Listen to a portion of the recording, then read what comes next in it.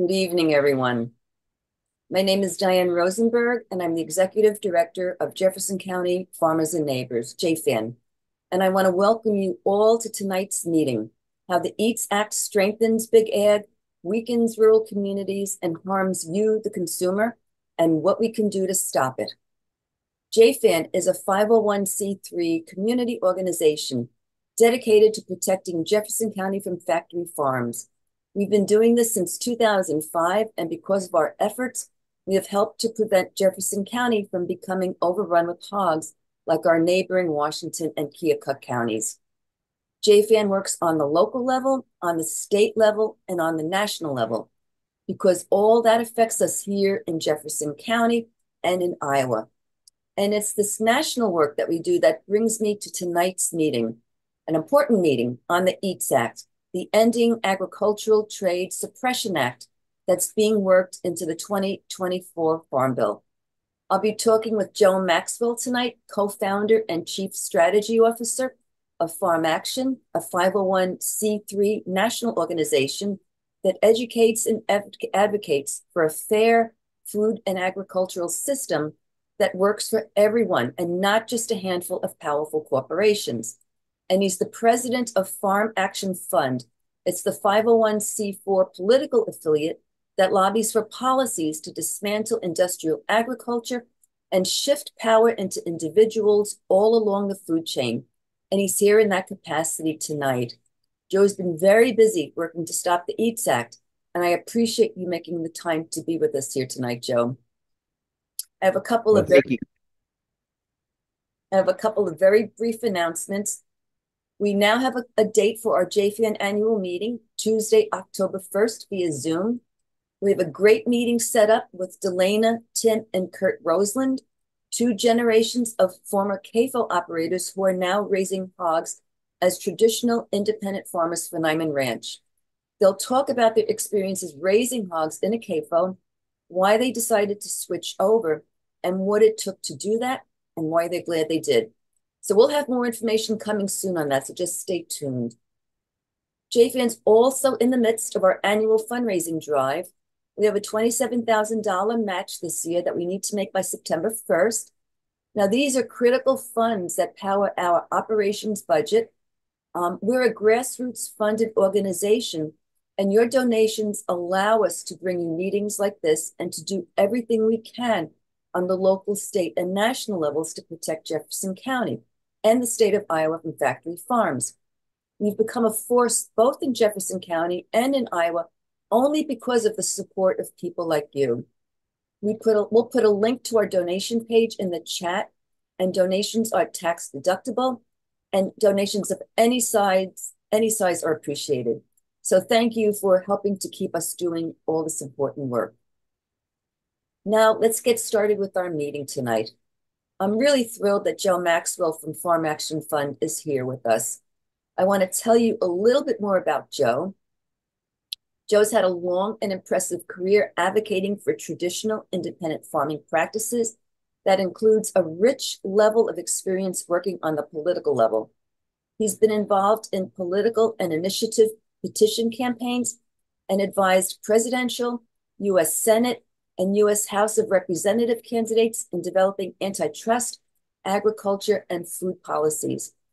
Joe's also held office in Missouri for 14 years as the state legislator and lieutenant governor, and in that capacity, he pushed policies that support traditional independent farming practices and opposed factory farming. He and his brother are also traditional independent Missouri hog farmers, sheep, and cattle, so he's an extremely knowledgeable advocate for traditional independent farming practices. Joe's been working hard lobbying against the EATS Act with Defeat EATS, a coalition of about 120 organizations, national, state, community, that JFAN is also a member of.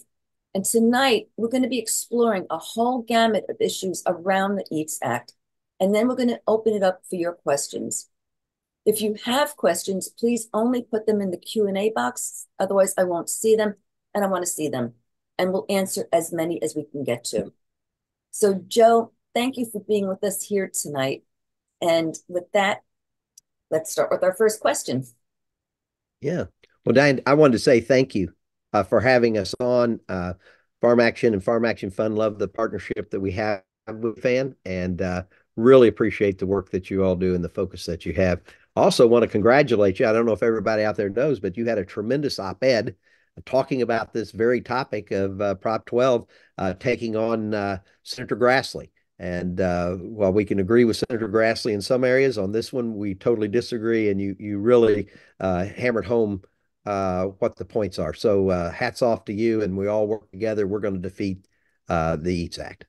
Thank you, Jill. And we'll put a link to that article in the chat. But Yeah. thank you. It was you actually helped me to formulate a response. So I really appreciate, your contribution to what I wished I would have told Senator Grassley when I was at that meeting with him, that town hall meeting. So, what is the EATS Act and why do we even have it? Well, the EATS Act is legislation that is designed by certain members of the Congress, both in the House and the Senate, to eradicate action taken by the voters of California when they said enough is enough. We believe that farmed animals should have the opportunity to stand up, lie down, extend their limbs, turn around during their life. And the people voted for that. And there's people in Washington, D.C. listening to big CAFO operators and big meat packers and the National Pork Producer Council trying to take that right away from those citizens and farmers like myself who have certified under Proposition 12. Can you talk a little bit about how Proposition 12 and the lawsuits and the Supreme Court hearing just unfolded, and now why the industry is kind of going, through Congress to get what they want? The Proposition 12 was voted on overwhelmingly by the citizens, the voters of the state of California. Immediately, the lawsuits began to fly from the biggest CAFO operators, those that raise animals in very small, confined areas. You know, I want to just drive that point home. We're talking about taking a mama sow, um, putting her in a 2 foot by 7 foot cage her entire life. That's what this is about. Besides farmers like myself that would never do that, having opportunity to do it the way that people in California, but they voted for it overwhelmingly. Said enough's enough. Well, it went to the courts, tied up in the courts for several years, um, different ups and downs within the court battle. Um, Passed by the voters, I think, in 2018. Recently, it made it all the way, the litigation made it all the way to the U.S. Supreme Court. And the U.S. Supreme Court said that no, Proposition 12 can stand. The citizens have that opportunity within the state. Uh, and if Congress doesn't want it, then Congress could act. So when the court opened that door, immediately National Pork Producers Council, all the big CAFO operators, all the big meat packers dashed off to Washington, D.C., and they found folks that would file legislation to repeal the Proposition 12. And that's what the EATS Act would do, repeal it. I also want to quickly say it's more than just about animal welfare. It's also about environmental standards. It's about states' rights. It's about farmers like myself having access to a market. So many of us are impacted in various ways. To me, being a person that does raise hogs, it's important for us to take a stand against that type of extreme confinement on animals. So the EATS Act, I believe, was introduced last year, if I'm correct. And the original version was very draconian, and would have affected all of agriculture, all aspects of agriculture. The House just released, within the last few months, their version of the Farm Bill that includes a different version of the EATS Act from that original version. Can you talk a little bit about that and why it's Yeah, still? first, yeah, well, first and foremost, it's not a compromise. It is different words, but it is still the EATS Act. It still would eradicate um, the Proposition 12. It would tell the people of California, you don't have a right to say what is going to be sold in your state and how its production standards would be. You have that right. It would take away market opportunity from farmers like myself. And you mentioned the Nyman farmer going to be on. He has his production standards meet Proposition 12. Lots of those folks in Iowa. It also would clearly impact states' ability to regulate certain environmental laws. So while it's different words, we want to be very, very clear. It's not a compromise. It's still the EATS Act, and we still need to oppose it in the House version of the Farm Bill. What do you anticipate for the Senate version? Because the Senate, from what our last Defeat Eats coalition meeting, I remember understanding that the Senate has issued an outline of the Farm Bill, but not the actual wording yet. So we're not really quite sure what's going to be in it, if it's even going to be in it. Um, can you talk a little bit about that? Yeah. House in the House, the rules are pretty much whichever party's in the majority.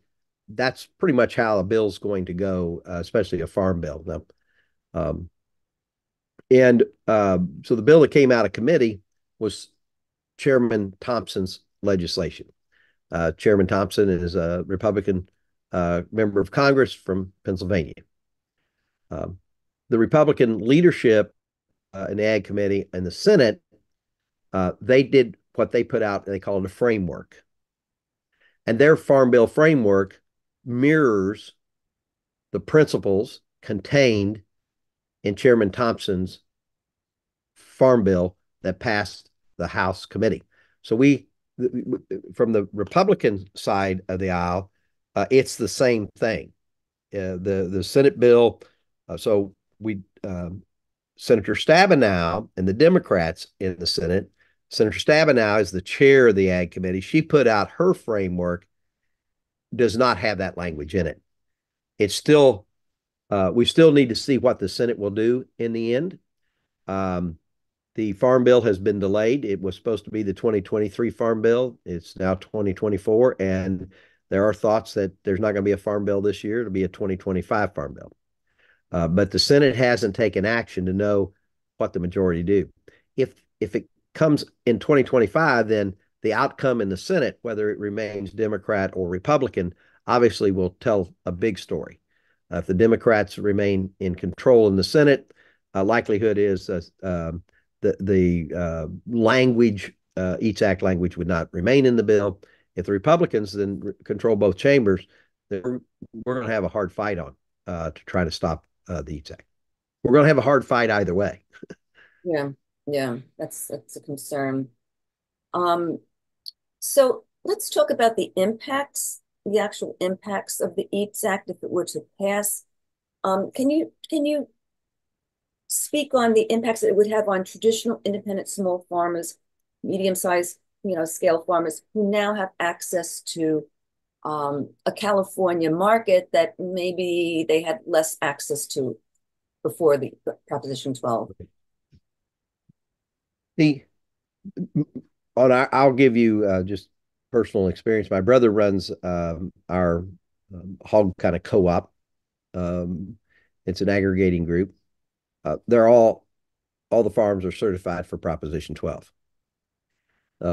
Farmers are traditional type farmers. They believe in what we would call on our farm animal husbandry, not pure animal science. And so they believe in custodial, that the farmer is the custodian of what's been given, the land and the animals, and you have a responsibility. So there are folks that wouldn't cage an animal like that. So when Prop 12 passed, it gave opportunity for those farmers to access a market. The people in California said, we want those kinds of farmers and we want what they're raising, and we'll buy it and we'll ban the others from being able to sell their products in California. So if Proposition 12 is repealed by the Eats Act, then those farmers will lose that market access. And because we can't compete with head on with the industrial folks. They can shove you right out of the market. They have the power. They have the bigger trucks. They have the bigger everything. And so having a differentiation in the market allows the small to medium-sized farmer to be able to do that, which the people, the consumers, in this case, voters and consumers, are asking for. The other negative impacts, is in a state like Iowa. Um, you all have experienced the environmental harm of industrial agriculture.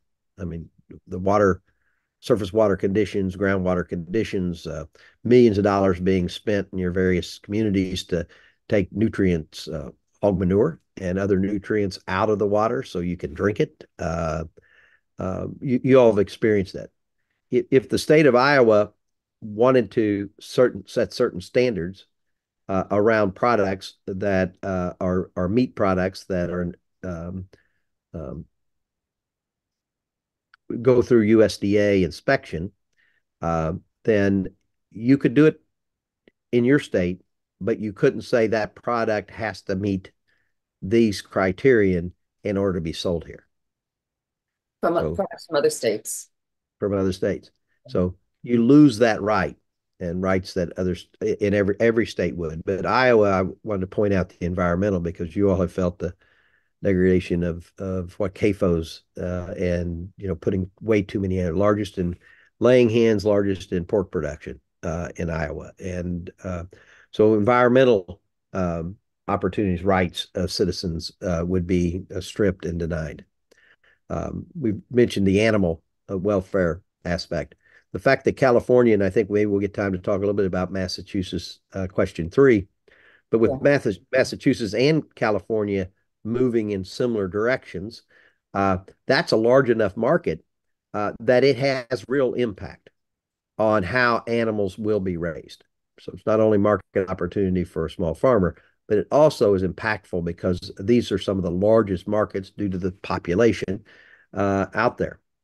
So clearly on animal welfare, health issues could be impacted, or other food safety, which would be health, food safety criterion that states would advance could be hindered.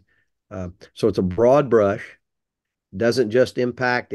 Doesn't just say Prop 12 is uh, vacated.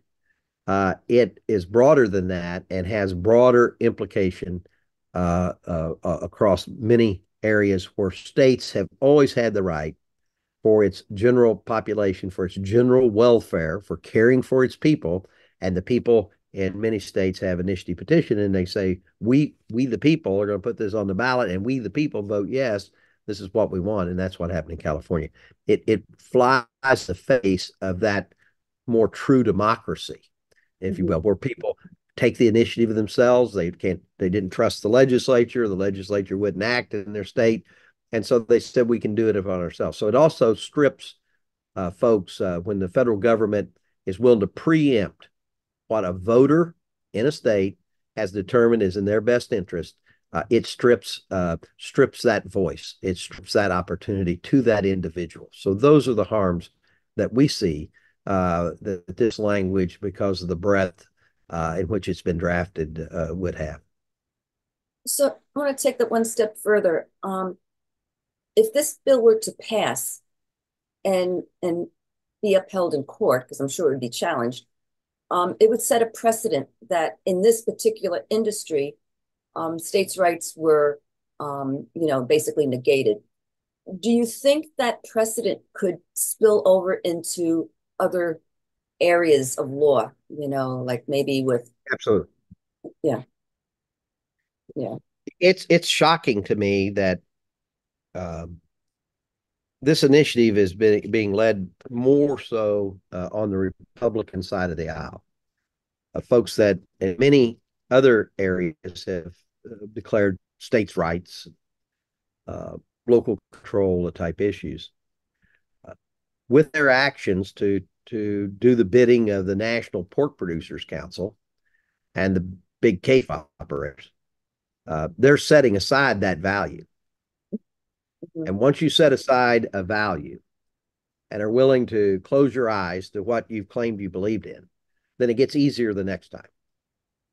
And so it's a slippery slope that it only becomes easier for Congress to preempt, to have the power to preempt what states have traditionally held fast.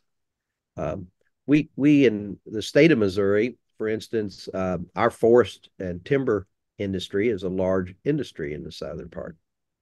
Uh, we ban the importation of wood, of firewood, and other wood from other states that have certain pests, because Mhm. we're trying to keep those beetles and those things out of our woods, right? Because it's a thriving industry. So it's not just a threat in the agriculture; it becomes a threat in many other areas, industrial areas, pesticide use that many states are beginning to look at limiting pesticide use on golf courses and in yards and other things in order to limit the harm to the folks.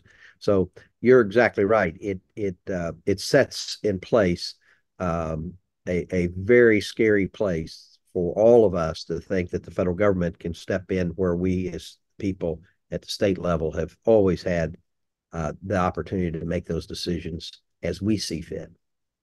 So this really opens up a big win also for the whole pesticide industry, Right. um, and putting people more at risk for pesticide exposure, farmers' risk for pesticide exposure. Yeah. Senator Marshall came out. He's a big advocate and sponsor of this. It drove me crazy. He said that he's protecting states' rights. I just want to make this point. You didn't ask the question. I apologize, but I want to make this point. His argument was that um, farmers in his state should have the right to raise animals however they want.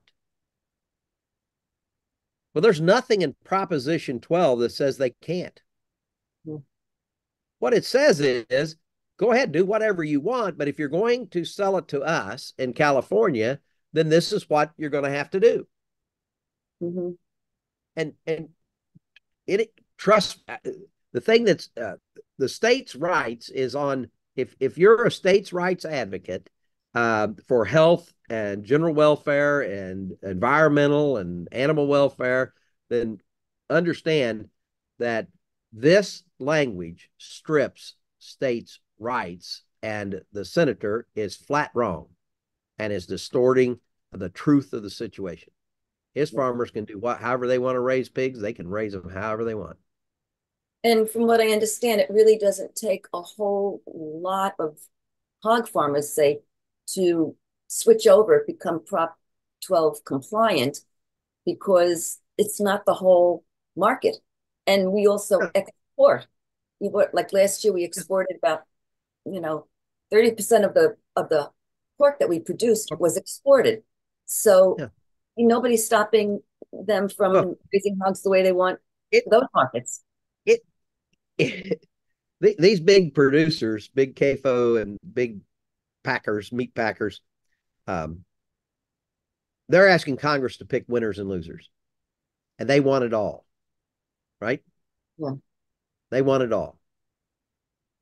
That's what corporate greed is. We have heavy concentration. 68% of the hog market is controlled by four companies, and they want it all. They don't want to be denied the opportunity to sell in California or Massachusetts or other states. Ohio has an agreed to language. Florida has some language, but they want it all. They want it all, and you're exactly right. That's an issue. Congress is entering the marketplace. Consumers should have a right to say what it is they want to buy and be able to buy it. That's what we're saying here. This is how they want to see their pork raised. Congress is picking winners and losers. And those folks sponsoring the EATS Act that have manipulated the language into the House bill and are talking about doing it in the Senate bill, they're picking the biggest global meat packers like China's Smithfield, which controls 26% of the pork in the United States. China does, through Smithfield. They're picking those folks as the winners because those folks want it all. And you're exactly right. You sent us an article from the Gazette that from the Iowa pork producer president, I believe it was the president, where everybody's met the market. Folks that made the decision that we're not going to have animals caged all their life. They made the changes, and now we're meeting the market. And other farmers aren't going to have to do that. So the market sifted out, and those farmers that made that decision, farmers like myself, we didn't have to change anything. We've not had cages on our farm ever.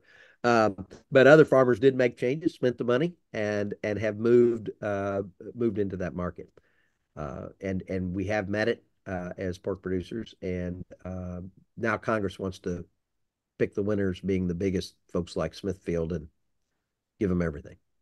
So, there were a lot of CAFO farmers, CAFO operators that made that switch. So, so they could be compliant, so they could, reach that market. The EATS Act throws these producers under the bus. It certainly seems that they're throwing them under the bus. And why are they putting up with that? Well, some of them are not. Clemens out of Pennsylvania is, I think, the 5th largest pork producer in the United States. They converted a long time ago and just said, we're not going to do that. They have been on the Hill, have lobbied Capitol Hill, have gone into the offices and made their case. The reason that Congress, the folks are taking the NPPC, I don't want to go too far in detail, but there's something called the checkoff program. Every time you sell a pig, 22 different commodities, the money's extracted from our paycheck. And it goes into a pot called the checkoff program. There's no checkoff at all. It's mandated fee I got to pay. The National Pork Producers Council gets most of that money. And that gives them a lot of influence because they have more money than just their membership money. And it gives them a lot of influence. On their website, they claim they represent all the hog farmers of the United States. Why? Because all us hog farmers are paying in the checkoff program, so they get to claim us. I always tell folks, I don't remember what the number is, but when I started farming, there were 512,000 of us hog farmers. Now there's less than 61,000. So let's say it's 61,000. I always say NPPC needs to drop it by at least 1 because they don't represent me. They're working against my interest with the EATS Act. They're working against my values as a farmer for how animals should be treated or my land should be treated. But why are they doing this? Because these folks have the influence, and that's money talks. And we're fighting that. We can win. We can win. With everybody's help on this call, we can win. We will win. We have to win. We will, and we have to. I want to play devil's advocate here for a moment, okay? And I want to go back to that Gazette article that I had sent you. There was a whole interview with this Iowa Pork Producers Association president, Matt Gent. And he said the EATS Act would create havoc if every state creates its own standards. So I wanted to ask you what you say to that. Is that fear-mongering, or is that a valid concern?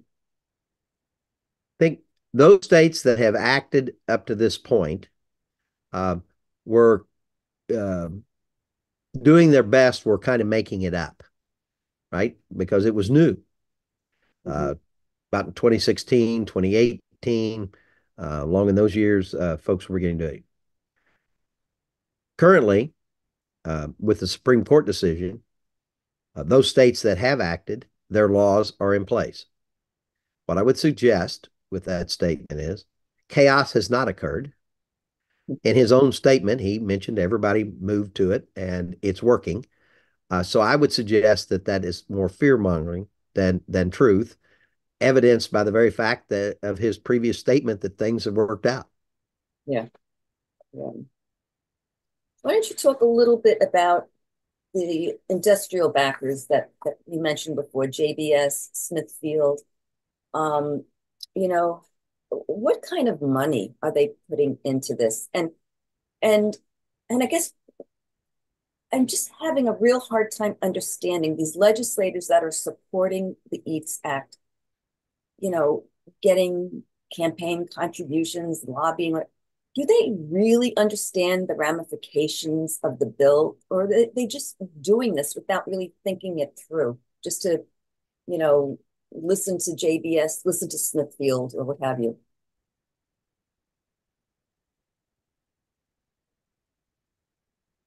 I think that I'm always kind of careful when I answer a question like this. I've been an elected official. It's a big job. There's a lot of issues fly at you. Mhm.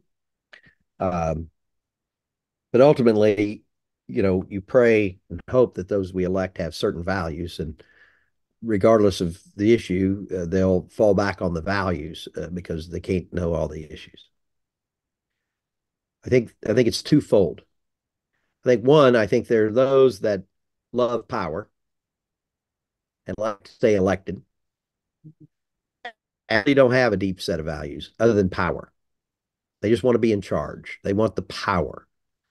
Um, NPPC, JBS, Smithfield, these other folks, we don't know how much money these folks are putting in. They've let the National Pork Producers Council uh, do the legwork, file the litigation that delayed this going into effect, and now are lobbying on the Hill, buying the ads. So they're putting money into the organization. We don't know how much. I know it's millions. We face it every day. Uh, they've got more boots on the ground than we muster. But I think there are those that just like power, and because NPP National Pork Producers Council has a lot of influence, they believe that'll keep them elected and in power, and that's enough for them. There are others that I think we do know that we have at least one sponsor of the bill that, after being educated, said, well, we're going to back off of this. Now, their name's already on the bill, but they're not out pushing it. So there are those that just get hit with a lot of issues. It comes at you fast, and you make a mistake.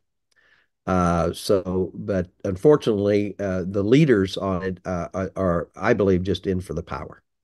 Just That is unfortunate. MPPC has millions of dollars, and they want to be elected, and they love going to the big show and getting bragged on at the Pork Expo in Iowa. Yeah. Let's talk for a minute about industry talking points. So, Farm Action ran an article that reported that pork prices in California are up 20% or more.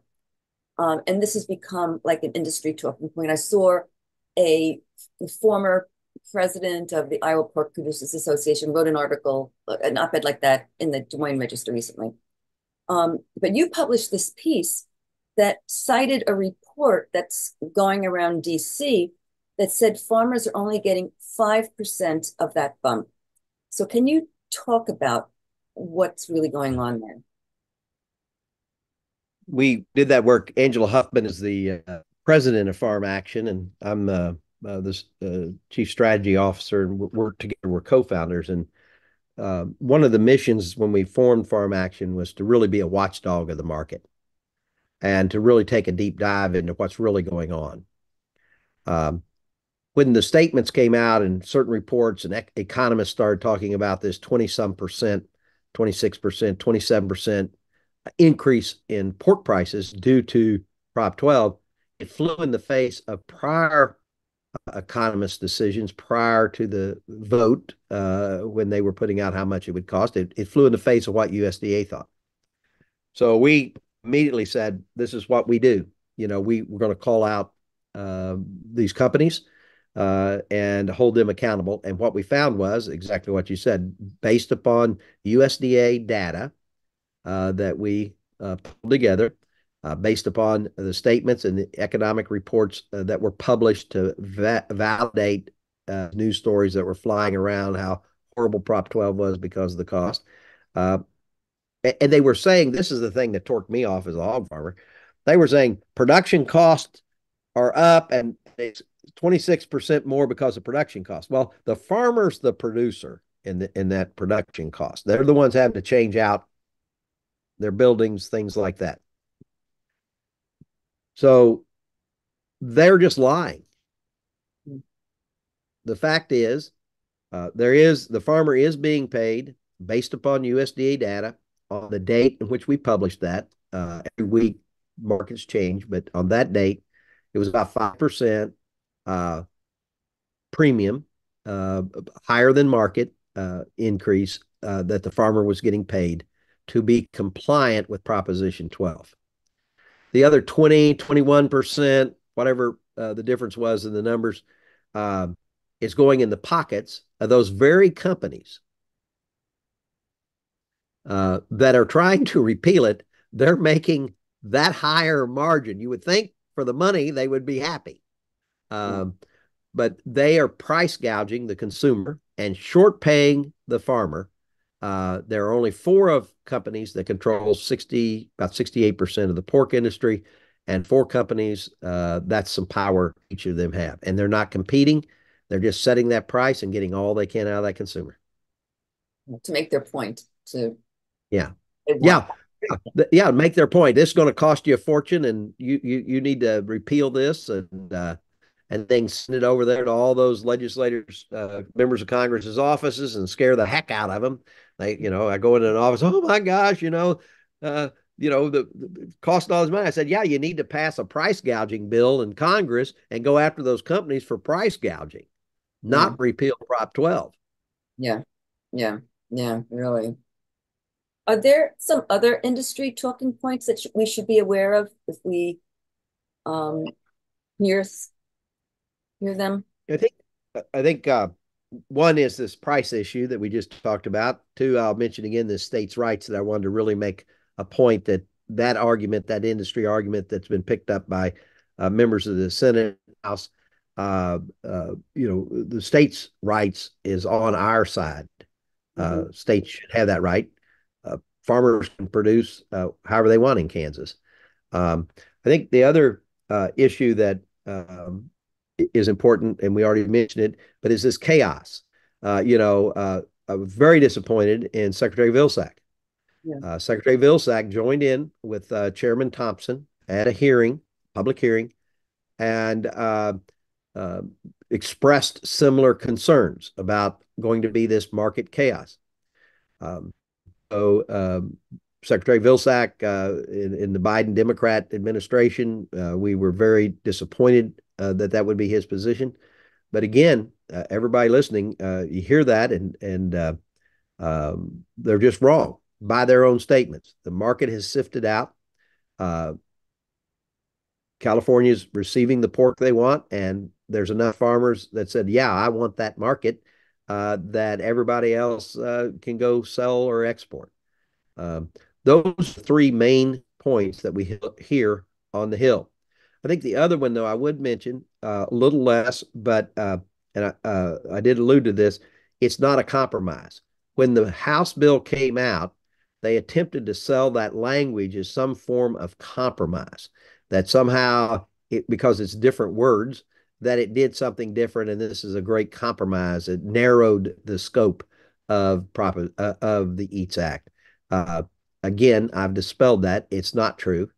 It's different words. That is true. Its impact is the same, and we should not be fooled by that. So those are the issues I think are mostly highlighted by the industry and the members of Congress, House and Senate that are proponents of the legislation. So when the EATS Act was first proposed, it was proposed as a marker bill, which is from what I understand, it's a bill that goes along with the Farm Bill, part of a package. But now the House version embedded the language in Mhm. a different section of the Farm Bill. Do you think that was done to hide it? Well, why do you think they did it that way? One, the Eats Act was a marker bill and still remains one. Just a little more detail for the audience that may not understand that.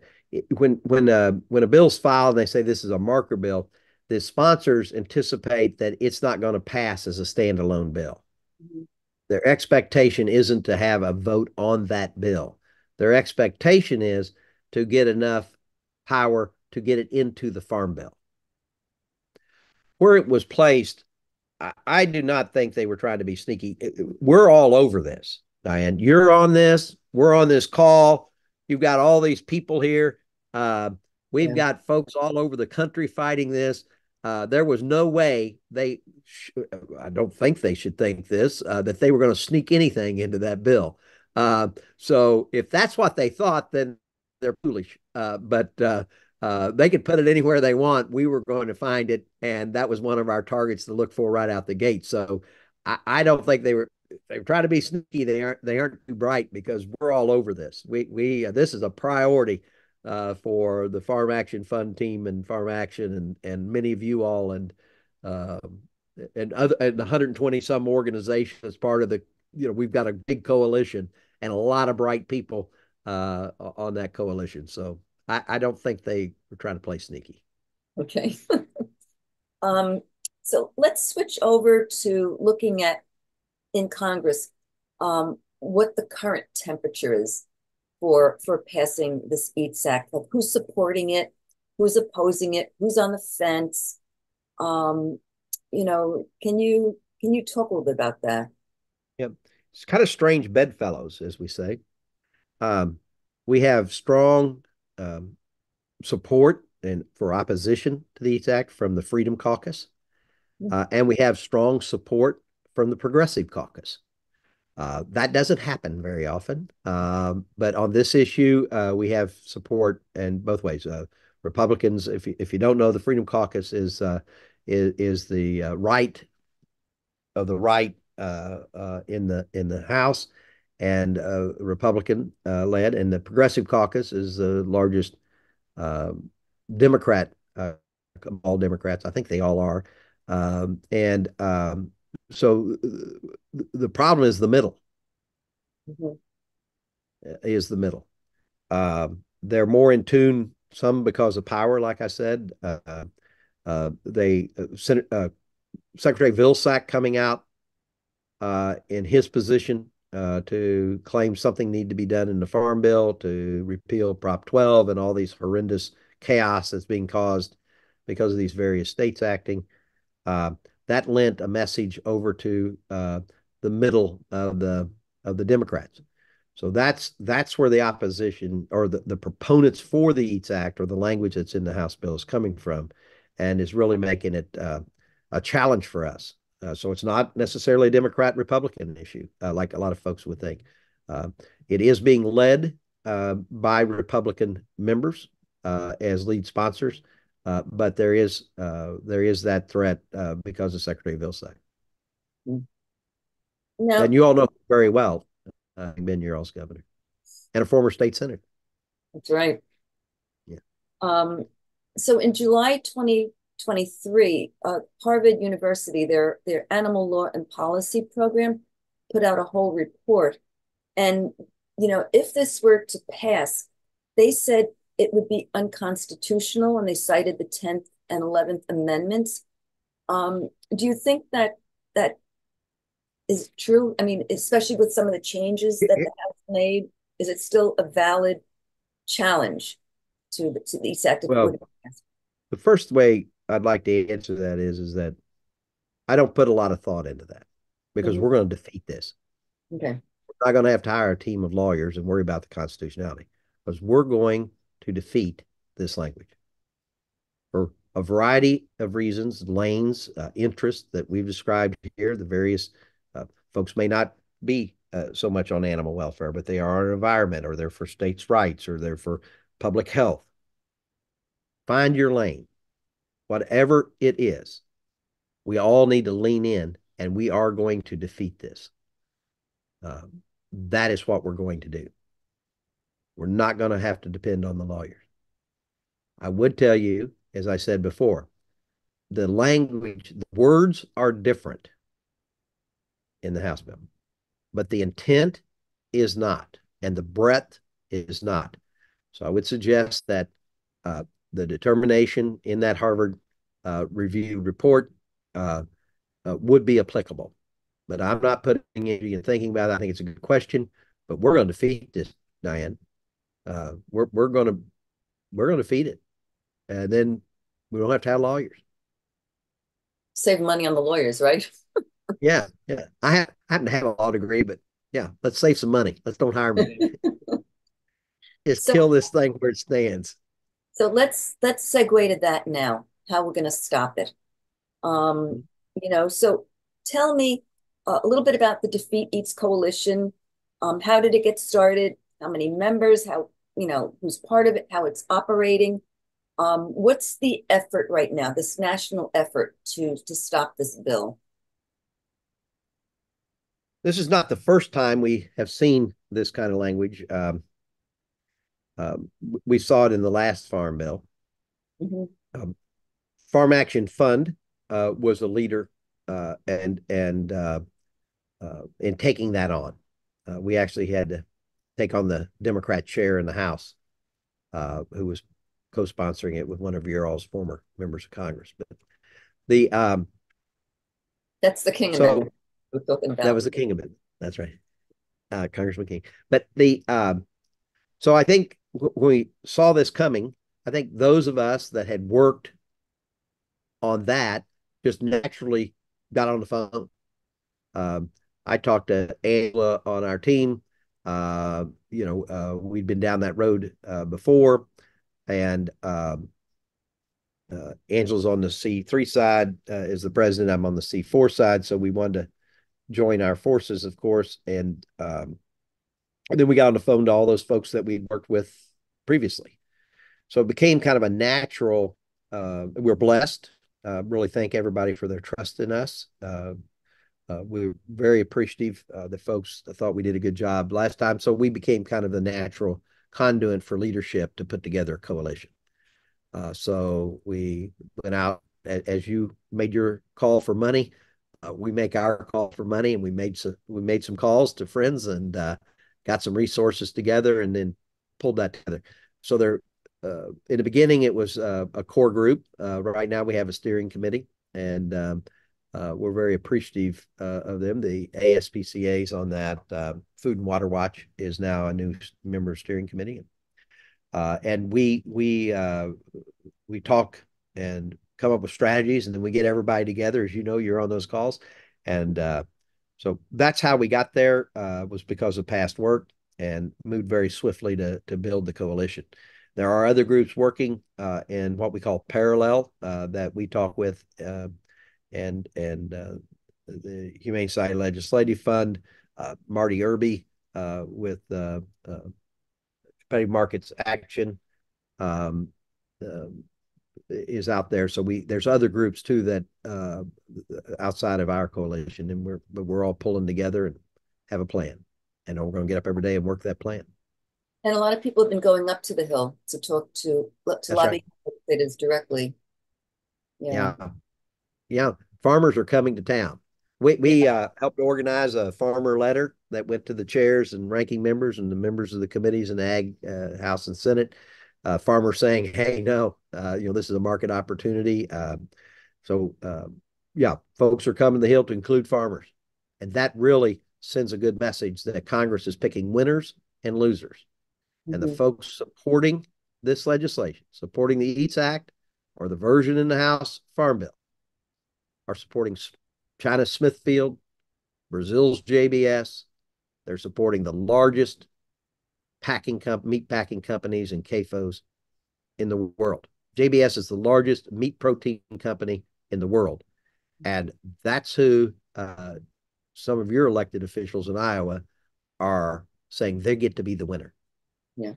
Yeah. The Nyman farmer you're going to have at your meeting next time, they're saying you're the loser. Yeah. Yeah. So, so let's talk about what the people on this call and their friends, families, the other JFAN supporters or what have you, um, what can they do to stop it? Even here in Iowa, all of our senators, both of our senators, all of our congressional representatives, they're all co-sponsors of the EATS Act, but that doesn't mean we can't do anything. So, what can Iowans do? And also, what can people do in other states? Because this will be seen by people in other states as well. This because we'll be putting this recording on our YouTube page. We'll be promoting it. So what can people do to stop this? We have a call to action for the month of August Mm-hmm. for all our coalition members and all of your members and others that are listening. First, the Congress is on August recess. Your members are home. Fairs are going on. Politicians love a good fair. You've already done it, Diane. You showed up at Senator Grassley's and you asked the big question. Join get their newsletter. Even if you're opposed to, they're for the EATS Act. Get their newsletter. Find out where their town hall meeting's going to be and show up. While they're home during the August break, show up. In Iowa, any state, you're listening, any state. Next, if, as you did, Diane, you're a great example here tonight. As you did, you put pen to paper and you wrote an op-ed. Write an op-ed. Get it to your local newspaper. Make this a local issue. Folks don't know this is going on. We talk and we're working hard, but the fact is your neighbor doesn't have a clue that the Congress is trying to strip their voice, their state's rights, trying to keep animals caged, trying to harm your environment, keep you from making decisions about how CAFOs will be operated. That's what's happening. Write the op-ed, put it in the paper while they're home. When they're sitting there having their morning coffee, reading their local paper, make them read or see your op-ed. Now, does it matter? Yes, it does. Does it work? Yes, it does. We may get, I already mentioned, we had one sponsor say, I wish I'd have known that. I'm going to back off. I call that blinking. Mm-hmm. Those that are working for it, if you can just let them know how wrong they were, be nice about it, but let them know they're on the wrong track for what's right for you and their constituents. Maybe they'll slow down the jets and won't push so hard for it. So it doesn't hurt. Don't, just because they're a sponsor or a co-sponsor, doesn't mean you shouldn't have a conversation with them. Mm-hmm. We need to slow down their momentum as we build up our momentum. Now, if you're in a state or in a district and that person isn't a co-sponsor, then open game. Get them to openly oppose it. But we're having a call to action in August, and we call on everybody here to get their newsletter. You got to sign up for it because no one puts it in the newspaper. They don't want anybody to know they're coming to town unless it's their supporters. So become one of their supporters, even if maybe you aren't, and figure out where they're going to be and show up. Always let their office know. Mm-hmm. Always let their, make that phone call to their office. Call while they're home. Get their district office. Get their main office if they're a member of Congress in their district, or if they're a U.S. Senator, call their state offices and leave that message. They're popping in and out of those offices right now as they're being zoomed around the state or around their district, and let them every time they walk in that they hear the person on the phone having to answer why they are sponsoring the EATS Act. Make that cup of coffee a little more sour to them in the morning.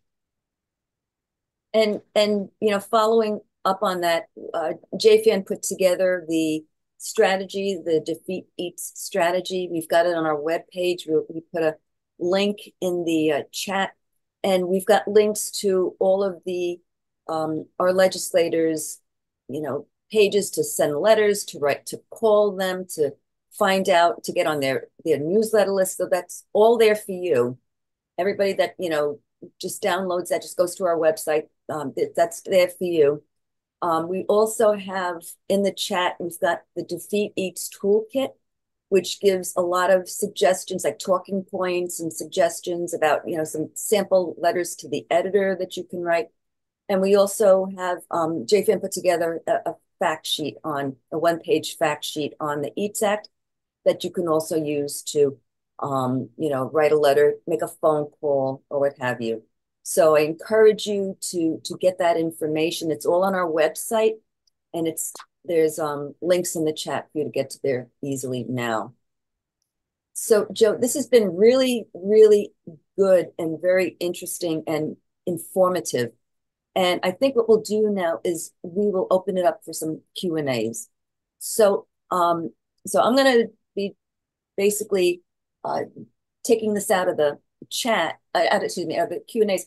If you've put any questions in the chat, just transfer them over to the Q&A, because that's what I can easily see and Joe can easily see. So, we can get your questions answered.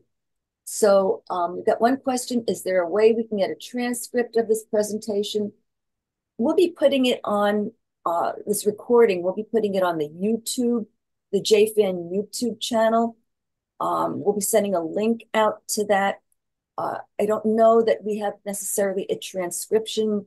We can look about getting something transcribed. I think there are some services that I think actually free that we could maybe get a transcript out and make that available for people if that's easier than actually looking at the video. What is the best thing individuals can do about these two issues? I think we just went over that. Is there any way now a consumer in Iowa or Missouri can know if a product they buy in local stores is CAFO raised, like organic labeling? Has there been any thought about non-CAFO labeling? There is. First, I always, when possible, search out that local farmer that sells to their neighbors. There's nothing better than meeting the person that's actually there to ensure your ability to feel comfortable with the way in which they raise their animals. So there's a lot of those folks. I don't know exactly where this question comes from, but there's folks out there. Give them a market opportunity. Second, there are labels. There are various labels that indicate certain animal welfare standards. And you can search for those. There's the I'll miss one, and then they'll call me and tell me I did a horrible job, so I apologize. But perhaps we can get to you and make sure we get you the main ones that are out there. But there are labels. There's not a government label, and I would caution people when you see there are changes, and they have begun as far as animal welfare standards in organic production. But ask the question. There are standards that are higher outside the organic animal welfare standards. I talked negatively against Secretary Vilsack, but he did lead the way on something that's been in the works for, I don't remember how many years we've worked on it, animal welfare standards in organic. So I would mention that they have begun to move with animal welfare standards. And that was a positive thing for which the Secretary led and finally finalized. And I'll mention that, and I don't know if I can get to it and pay attention to our questions here, but JFAN put together a guide to all the different all the labels, the food labeling. Oh, good. And what we'll do is when we send out a link to this meeting, I'll include that also. And it talks about, what the labels mean, what labels are good, what labels are like maybe, so we'll send that out, a link to that. And we also have, if you're in Southeast Iowa or thereabouts, we put together an information sheet on sources of locally produced, meat, dairy, and eggs, and also retail outfits that sell, locally produced meat, dairy, and eggs. And I'll include that also. Let me send that out. Next question. Under California Prop 12, doesn't it keep CAFO-style producers from selling their meat products in the state and prevent consumers who care more about the cost of food than the conditions in which animals are raised from being able to buy cheaper meat? The point of my question is that the proposition limits the market rather than the less restrictive situation of requiring labeling about the conditions in which the meat was raised. But even so, shouldn't that problem be left to California citizens to resolve rather than the federal government through the Farm Bill? I think there's a lot in that question, and I'll try to respond. First of all, I think the question frames around um, market opportunity and labeling, and then consumers could make their informed choices. I think that uh, is an option for folks. I will tell you, due to concentration in the market, uh, without government mandating labeling for animal welfare, because I think the question also mentioned government involvement. There's the we have on our website, we just released a data hub on agriculture and food concentration. Understand that in almost every sector, there are very few players, very few people left in the market, and that includes in the grocery. And they work in concert with each other and collude with each other on pricing, like I discussed on the price gouging going on in meat. They also, the big meat packers do not want differentiation. They want to run everything through as quickly and fastly and as uniformly as possible. So there's not a way in which an individual company can sometimes even reach the market in any real volume because they're blocked by the retailer who's in bed with the JBSs and the Smithfields, and they get the sweetheart deals.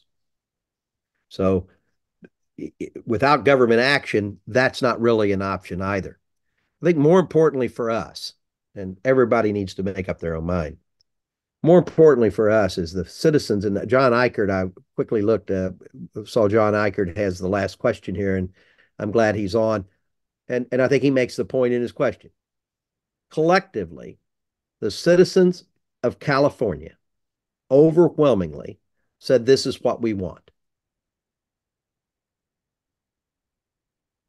And I think collectively, individuals in a state should maintain the right to set their standards on animal welfare, on health and welfare for their citizens, on environmental issues, impacts of food and safety regulations. And so for us, uh, they collectively acted, and denying them or denying any group of folks in any state the opportunity to collectively act just rubs us the wrong way. We can differ on that. I would say, though, it will be, I see no path forward without some government involvement.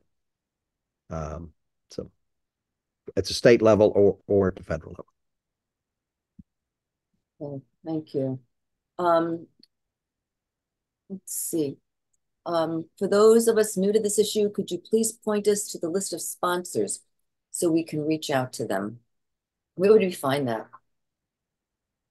Congress.gov, and go to our website, Farm Action Fund, endorsed legislation, get the bill numbers, and Congress.gov is a database, and you can type in the bill numbers and it'll pull up the sponsors on the bills. Okay. On any bill. So you can use that if you have an interest in other legislation that's going on. It's a great tool. Right. And I'll also look for that and include that with the list with the recording that we send out. Let's see.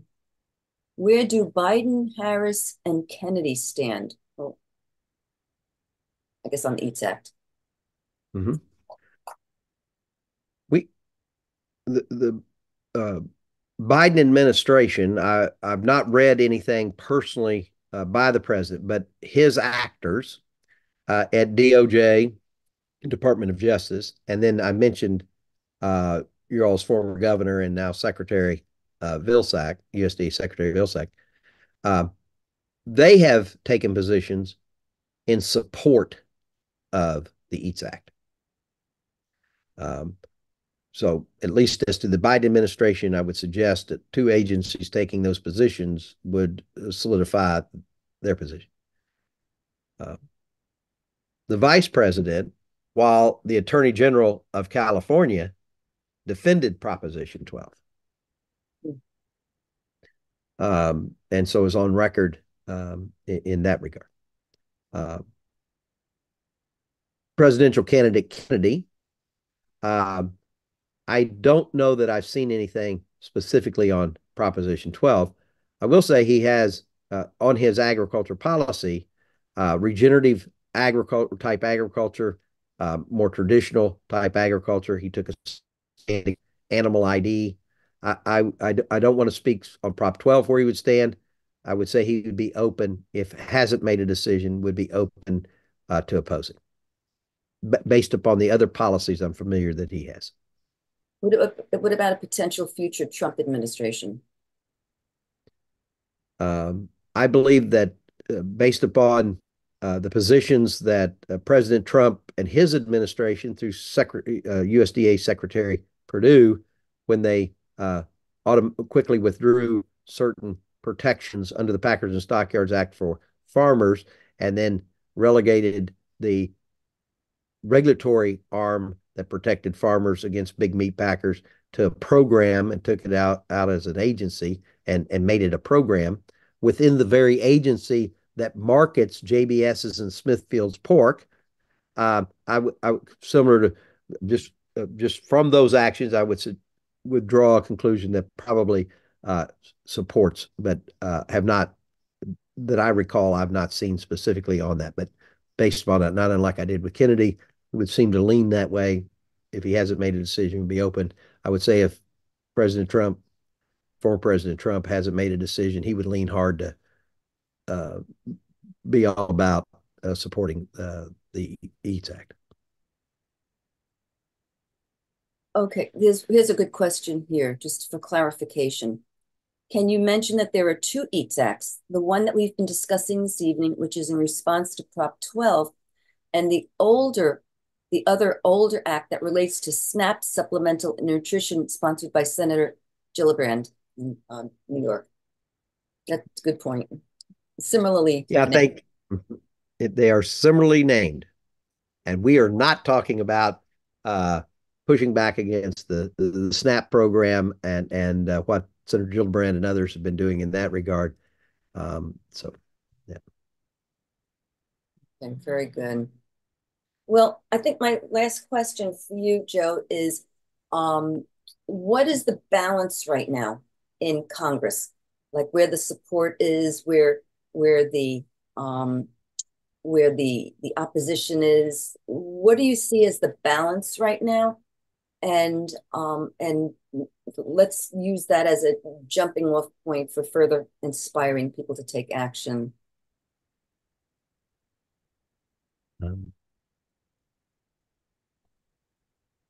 We're working very hard to count noses in the U.S. House of Representatives, considering there is a farm bill that's made it through committee and could wind up on the floor for a vote. So we're counting noses for the whole House. If the vote was tomorrow, I would feel, I lean that we could strip this language from the bill.